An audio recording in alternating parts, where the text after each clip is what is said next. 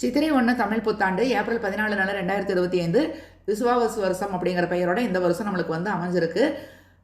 முக்கணிகள் மா, பலா, வாழை அப்படின்னு சொல்லக்கூடிய இந்த பழங்கள், வெற்றிலை, பாக்கு, எலுமிச்சம்பழம், சித்திரை கனி பூக்கள் கிடைச்சா அந்த பூக்களும், காசு, பணம், நகைகள் இதெல்லாமே ஒரு தாம்பாளத்தில் வச்சு கண்ணாடி முன்னாடி இதெல்லாம் வச்சு நம்ம அதிகாலை நேரத்தில் இதில் கண் விழிக்கிறப்ப நம்மளுக்கு இந்த வருஷம் முழுவதுமே நல்ல நிகழ்ச்சிகள் நடந்துக்கிட்டே இருக்கும் அப்படிங்கிறது ஒரு ஐதீகம்.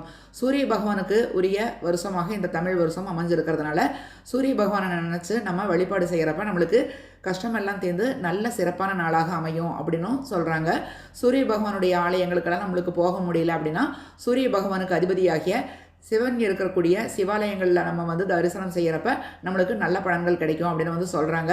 வேப்பம்பூ ரசமும் மாங்காய் பச்சடியும் இது நம்ம வந்து சித்திரை 1 அன்னைக்கு செஞ்சு சாப்பிட்றப்ப நம்மளுக்கு சிறப்பான பலன்கள் கிடைக்கும் அப்படிம்பாங்க. அறுசுவையோட கூடிய உணவு சாப்பிட்றது சித்திரை 1 சிறப்பு. வாழ்க்கை வளம்.